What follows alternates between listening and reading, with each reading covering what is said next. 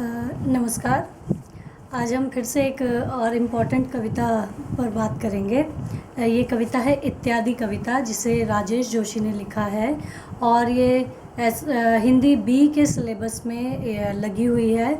और ये कविता जो है ये सिर्फ इसलिए महत्वपूर्ण नहीं है क्योंकि ये सिलेबस में है आपके।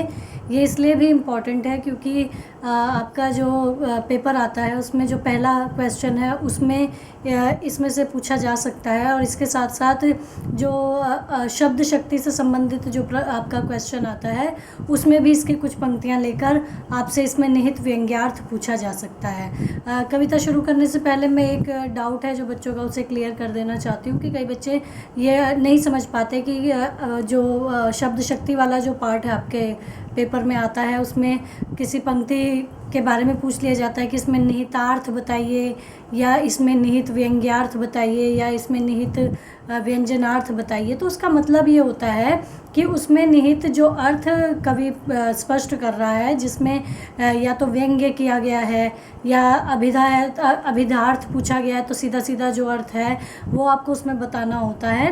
तो इसके लिए ये जो शब्द यूज़ कर लिए जाते हैं कि निहितार्थ बताइए, इसका मतलब होता है उसमें निहित जो अर्थ है वो आपको बताना है। ऐसा कोई बहुत अलग से कुछ नहीं पूछ लिया जाता, लेकिन ये 2-3 शब्द जब उसमें यूज़ कर लिए जाते हैं जैसे निहितार्थ या व्यंग्यार्थ, तो आप बहुत कंफ्यूज हो जाते हैं। तो इसमें कंफ्यूज होने की कोई भी बात नहीं है, आपको सिर्फ उसमें जो आपको मीनिंग पूछा गया वो बताना होता है उसमें।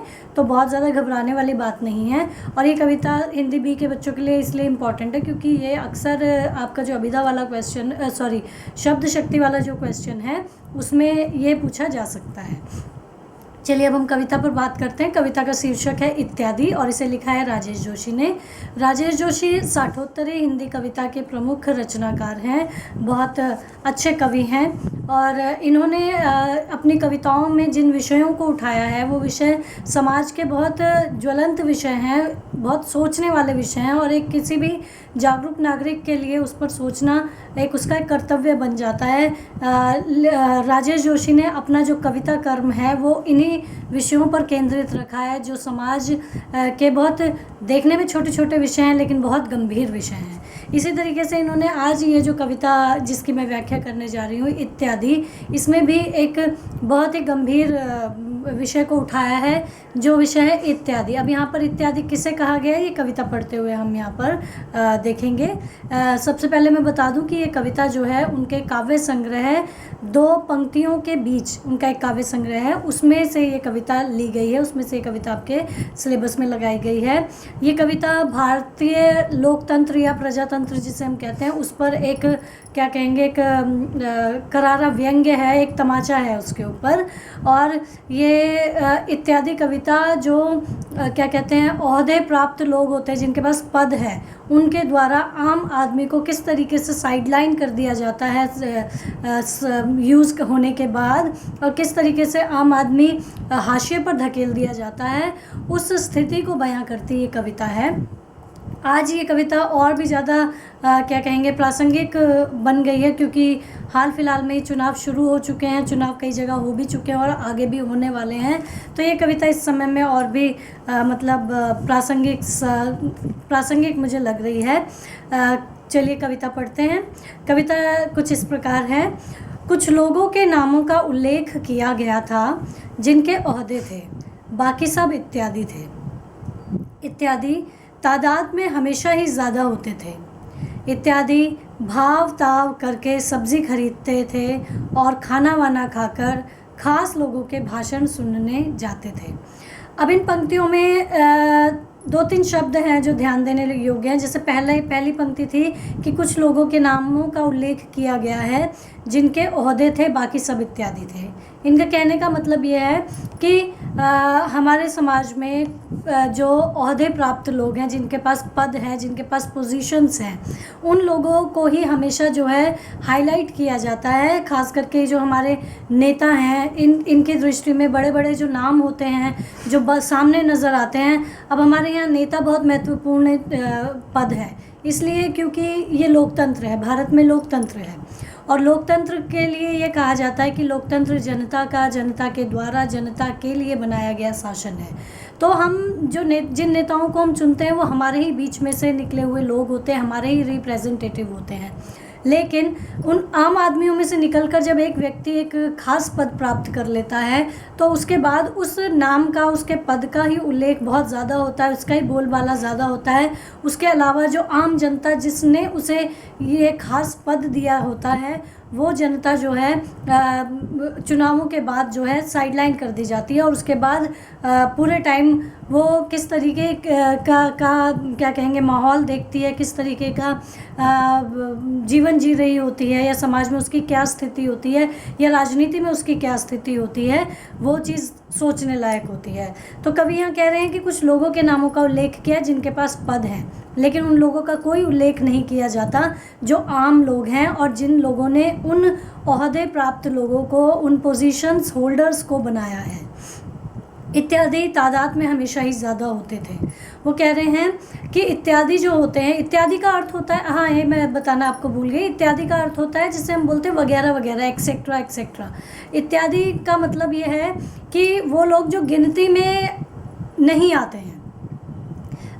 इसका मतलब ये इत्यादि बोलने के बाद इन्हें एक शून्य के बराबर समझ लिया गया है। शून्य के बराबर कब समझ लिया गया? चुनावों के समय नहीं, चुनावों के समय वो बहुत इंपॉर्टेंट है। आम आदमी, इत्यादि का अर्थ है यहाँ पर आम आदमी, वो चुनावों के समय बहुत इंपॉर्टेंट है, लेकिन चुनावों के बाद वो इत्यादि हो जाता है क्योंकि कुछ लोग ही सामने आते हैं, कुछ लोग ही हाईलाइटेड रहते हैं, बाकी के सारे लोग जो हैं वो इत्यादि में चले जाते हैं, वो एक्सेट्रा हो जाते हैं और उनकी जो वैल्यू हो जाती है वो शून्य के बराबर हो जाती है।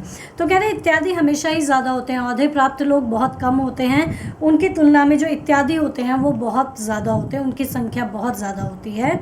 इत्यादि भाव ताव करके सब्जी खरीदते थे और खाना वाना खाकर खास लोगों के भाषण सुनने जाते थे। ये चुनावों की बात की जा रही है कि जो इत्यादि लोग हैं वो सामान्य अपना जीवन जीने के लिए, इत्यादि का मतलब आम जनता जो अपना सामान्य जीवन जीती है उसमें हर चीज़ में उन्हें भाव ताव करने की आदत होती है। आदत इसलिए नहीं होती कि वो मात्र आदत है, आदत इसलिए होती है क्योंकि वो उनकी ज़रूरत है। हर चीज़ में से थोड़ा थोड़ा बचाकर ही वे अपना जीवन अच्छा बना पाते हैं, अपने लिए कुछ सेविंग्स कर पाते हैं। अगर वो भाव ताव ना करें तो थोड़ा थोड़ा जो पैसा जमा करने की उनकी जो ज़रूरत है उसे पूरा कर पाना उनके लिए मुश्किल है। तो वो कह रहे हैं कि अपने रोज़मर्रा के जीवन से गुज़रते हुए वो खाना वाना खाने के बाद खास लोगों के यानी कि नेताओं के भाषण सुनने जाते थे। इत्यादि हर गोष्ठी में उपस्थिति बढ़ाते थे। अब यहाँ पर वो कह रहे हैं कि इत्यादि जो हैं हर जगह जहाँ पर खास लोगों के भाषण हुआ करते थे उन भाषणों में हमेशा ही उपस्थिति बढ़ाने के लिए जाते थे। यानी कि यहाँ उपस्थिति बढ़ाने की ज़रूरत किस लिए थी? क्योंकि उपस्थिति वहाँ पर लोगों की संख्या बढ़ाने की ज़रूरत होती है जब भाषण हो रहे होते हैं। तो वो कह रहे हैं कि यहाँ पर जो राजेश जोशी हैं ये एक व्यंग्य कर रहे हैं कि ये लोकतंत्र है जिसका निर्माण आम जनता करती है। उस लोकतंत्र में उनकी उपस्थिति का मतलब यहाँ पर लोकतंत्र को भीड़तंत्र में परिवर्तित करने से है। यानी आप अभी भी देखेंगे कि चुनावों के समय बहुत बड़ी बड़ी सभाएं की जाती है और वहाँ खूब सारे लोग वहाँ बैठे हुए होते हैं। तो वहाँ पर कितने लोग उनसे जुड़े हुए हैं, कितने लोग ज़बरदस्ती आए हैं, कितने लोगों को पैसा देकर बुलाया गया है और कितने लोग उनकी बात ये सुनने के लिए आए होते हैं कि क्या हमें इन्हें अपना नेता चुनना है। तो वो यही कह रहे हैं कि इत्यादि का जो प्रयोग है, आम जनता का जो प्रयोग है, इन विशेष अवसरों पर इन्हें भीड़तंत्र की तरह प्रयोग किया जाता है। इत्यादि जुलूस में जाते थे, आम आदमी जो हैं इनके जुलूसों में भी जाते हैं, तख्तियाँ उठाते हैं, बैनर्स बैनर्स उठाते हैं, पैम्फलेट बांटते हैं, नारे लगाते हैं। ये सारे काम कौन करता है? ये आम आदमी करते हैं, कोई विशेष व्यक्ति नहीं करता। इत्यादि लंबी लाइनों में लगकर मतदान करते हैं। फिर क्या होता है? इतना सब कुछ करने के बाद भी इत्यादि सरकार चुनने के लिए, आम आदमी अपनी सरकार चुनने के लिए, अपने रिप्रेजेंटेटिव चुनने के लिए या अपने नेता चुनने के लिए मतदान करने के लिए लंबी लंबी लाइनों में लगते हैं, लंबी लंबी कतारों में लगते हैं और अपना मतदान करते हैं। अब इत्यादि को यहाँ पर मतपत्र मात्र बना दिया गया। मतपत्र का मतलब क्या होता है कि वो एक बटन बना दिया गया है जिसे दबाना जो है लोकतंत्र के लिए ज़रूरी होता है, सरकार चुनने के लिए ज़रूरी होता है, लेकिन जब तक वो बटन नहीं दबा देता अपना मतदान करने के लिए, तब तक उसकी वैल्यू होती है। और उसके बाद उसे जब सरकार चुन ली जाती है तो काफ़ी समय तक उसे भूल जाया जाता है।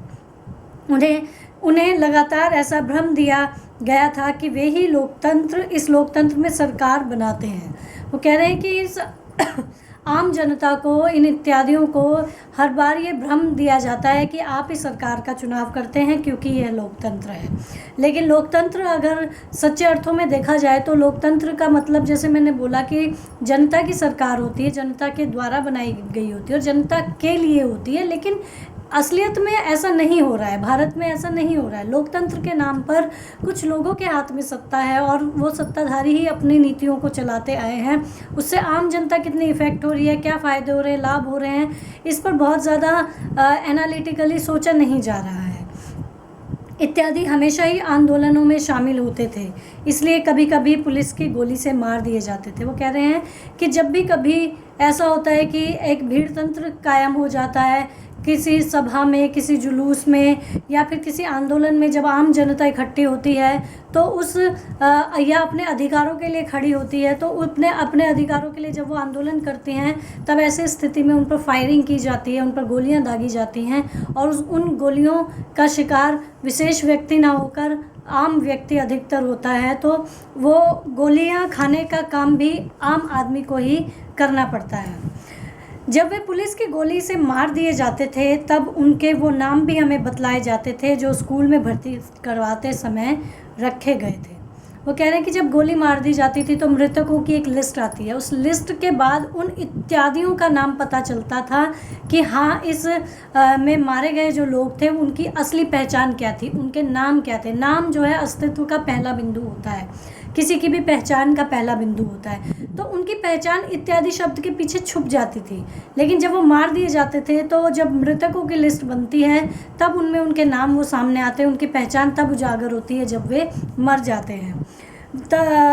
या जिससे उनमें से कुछ पगार पाते थे या फिर उनके नाम पता होने पर वो लोग सामने आते थे, वो नाम सामने आते थे जो स्कूलों में उनके रखे गए होंगे, या फिर वो लोग उन लोगों के वो नाम सामने आते थे जिन नामों से वो लोग पगार पाते थे, यानी कि वो नौकरियां करते थे। कुछ तो ऐसी दुर्घटनाओं में भी इत्यादि ही रह जाते थे और ऐसे ही लोगों में, इन मृतकों में भी कुछ ऐसे लोग बच जाते थे जो दुर्घटना होने के बावजूद भी इत्यादि ही रह जाते थे, यानी कि उसके बावजूद भी उनकी कोई पहचान सामने नहीं आती है।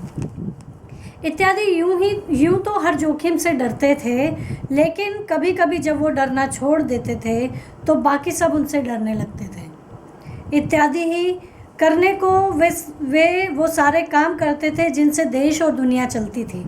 हालांकि उन्हें ऐसा लगता था कि वो ये सारा काम सिर्फ अपना परिवार चलाने के लिए करते हैं। ये बहुत इम्पॉर्टेंट पैराग्राफ है और इसमें ये एग्ज़ाम में आने की संभावना भी है।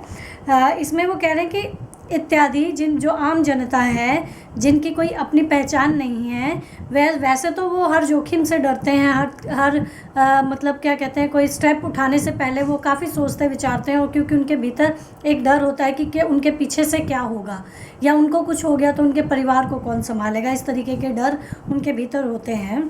लेकिन जब वो डरना छोड़ देते हैं, ये यहाँ पर आम आदमी की शक्ति को यहाँ पर लेखक ने पहचाना, और वो ये बता रहे हैं कि जब वो डरना छोड़ देते हैं तो बाकी सब उनसे डरने लगते हैं। वो एक जो छोटा सा तबका हमारी जनसंख्या का है, जिनके पास पद हैं, जो पोस्ट होल्डर्स हैं, वो उन लोगों से तब डरने लगते हैं जब आम जनता जो है डरना छोड़ देती है। क्यों? क्योंकि आम जनता के पास अधिकार है उन सत्ताधारियों को हटाने का, उन सत्ताधारियों को बदल देने का।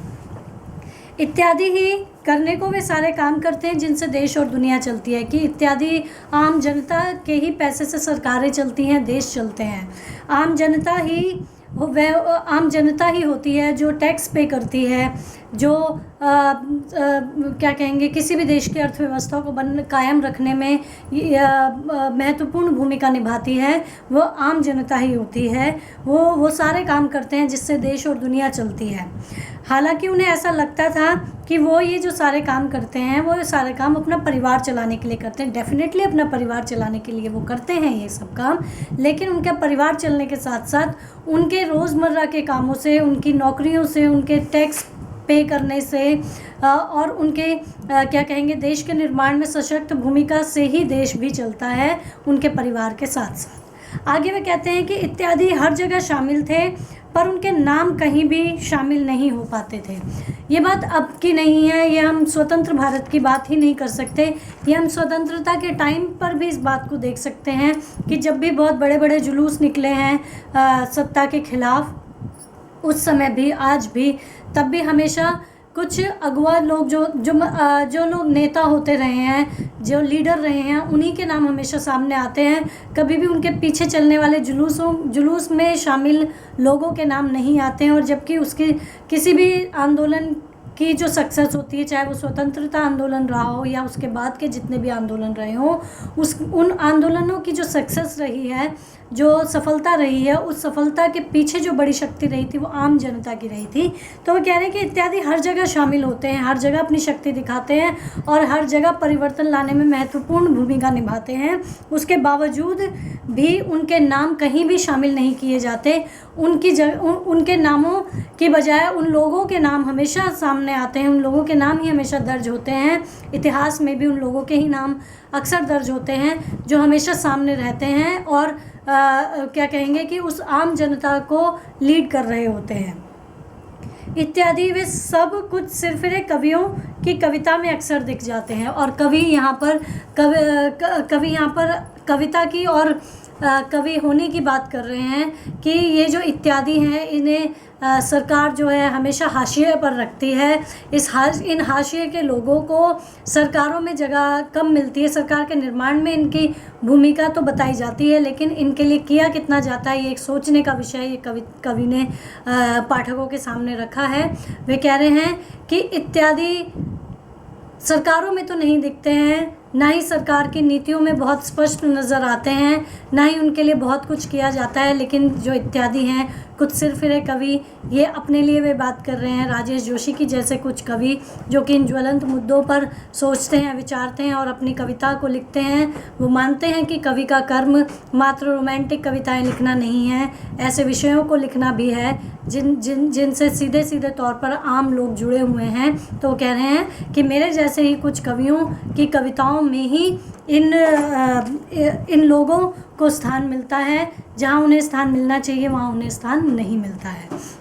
ये कविता भारतीय लोकतंत्र पर एक क्या कहेंगे करारा व्यंग्य है और इस व्यंग्य को राजेश जोशी ने बहुत सरल स्पष्ट भाषा में आपके सामने रखा है।